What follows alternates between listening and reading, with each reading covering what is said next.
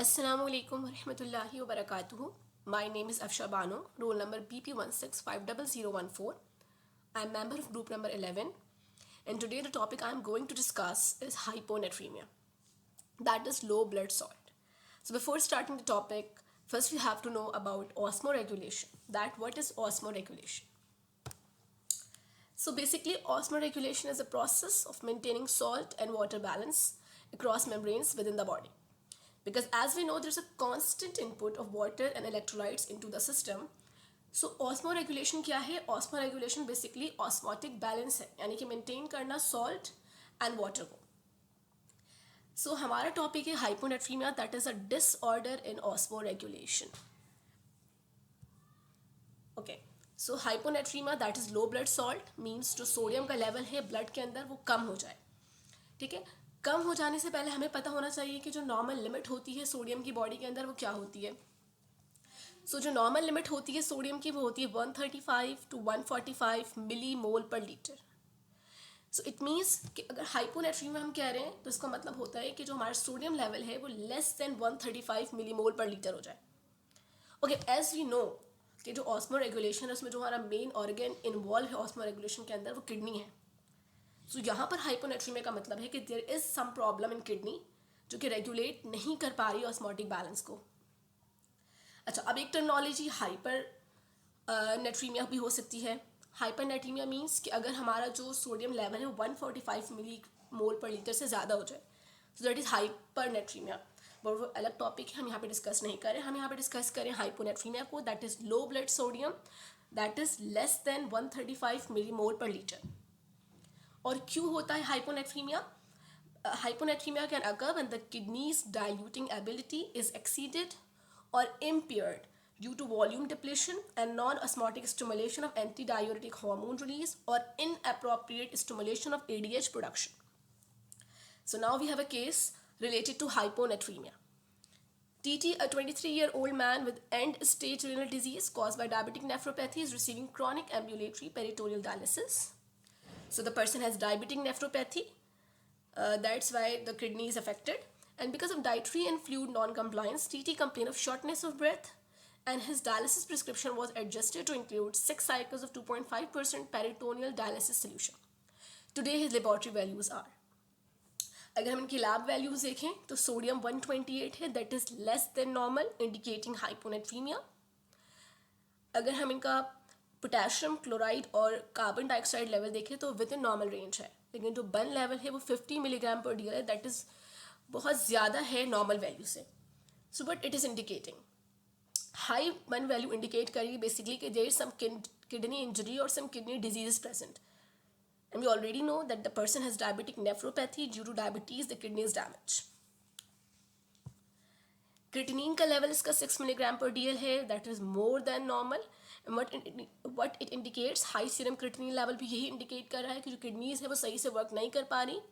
That's पर जो creatinine का लेवल है वो बहुत ज़्यादा बढ़ता जा रहा है. साथ में ग्लूकोज 600 मिलीग्राम पर डीएल है, ऑब्वियसली बहुत ज़्यादा है क्योंकि पर्सन को डायबिटीज़ है. तो हमें इवेलुएट करना है प्लाज्मा ऑस्मोलैरिटी को.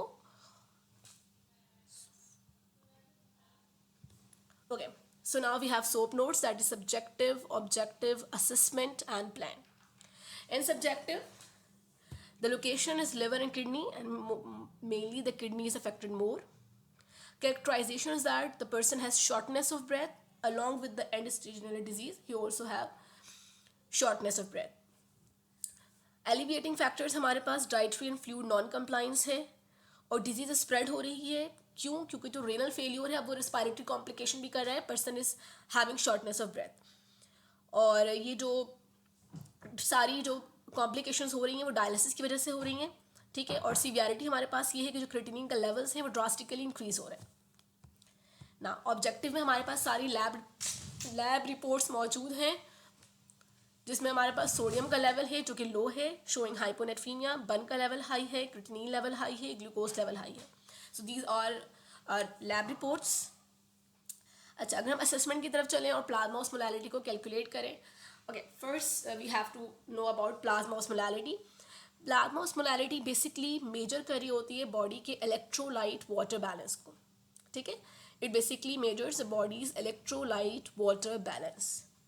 प्लाज्मा ऑस्मोलैरिटी को कैलकुलेट करने के लिए यहाँ पे मैंने फॉर्मूला यूज़ किया है 2 multiply by Na plus glucose plus urea and all these values are in millimole per litre. और जब मैंने प्लाज्मा ऑस्मोलैरिटी को कैलकुलेट किया है तो जो वैल्यू हमारे पास आ रही है वो 289.8 मिली ऑस्मोल पर लीटर आ रही है। What is it indicating? देखिए जो नॉर्मल प्लाज्मा ऑस्मोलैरिटी लेवल होता है वो होता है 275 to 295, और जो हमारी प्लाज्मा ऑस्मोलैरिटी आ रही है वो विद इन नॉर्मल रेंज आ रही है, जबकि ऐसा नहीं होना चाहिए। क्यों? क्योंकि पर्सन को हाइपोनेट्रीमिया है, उसका सोडियम लेवल लो है, तो जो उसकी प्लाज्मा ऑस्मोलैरिटी है वो कम होनी चाहिए, ज़्यादा नहीं होनी चाहिए। ऐसा क्यों है ये हम आगे डिस्कस करेंगे प्लान के अंदर।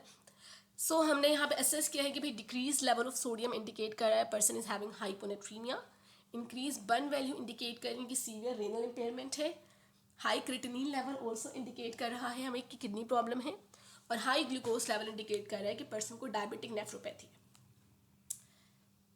सुनाए द प्लान। हम हाइपरटोनिक सलाइन यूज़ करेंगे to treat severe symptomatic hyponatremia. ठीक है, हमें हाइपोनेट्रीमिया है तो हम उसको ट्रीट करने के लिए हाइपरटोनिक सलाइन यूज़ करेंगे, लेकिन इसकी वजह से इसका इफेक्ट पड़ सकता है किडनी के ऊपर एक तो, और दूसरा ये कि जो हमारी प्लाज्मा ऑस्मोलैरिटी है वो बढ़ जाएगी हाइपरटोनिक सलाइन यूज़ करने की वजह से। तो साथ में हम ऐड करेंगे loop diuretics to initiate diuresis, और हम लूप डायूरेटिक्स में फ्यूरोसिमाइड लेसिक्स लेंगे 40 मिलीग्राम पर ओरल एट मॉर्निंग। इसके अलावा बल लेवल चूँकि बहुत ज़्यादा हाई है तो उसको लो करने के लिए हम लो प्रोटीन डाइट लेंगे। इसके अलावा अपने डाइट पे फाइबर ज़्यादा ऐड करेंगे। अगर पर्सन स्मोकर है या वो अल्कोहल इंटेक करता है तो हम अवॉइड करेंगे स्मोकिंग को भी और अल्कोहल इंटेक को भी। इसके अलावा अगर हम चूँकि किडनी डैमेज है पेशेंट को, तो हमें ऐसी मेडिसिन लेने की ज़रूरत है जो कि ब्लड प्रेशर को लो करती हो, क्योंकि ये हेल्प करती है किडनी को कि वो स्लो डैमेज हो।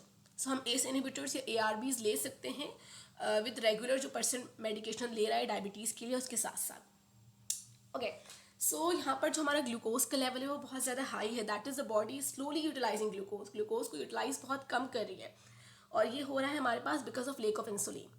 हमारे पास इंसुलिन बॉडी के अंदर मौजूद नहीं है, दैट्स वाई वो स्लो यूटिलाइज कर रहे हैं ग्लूकोज को, और अल्टीमेटली जो ग्लूकोज का लेवल है वो बढ़ रहा है।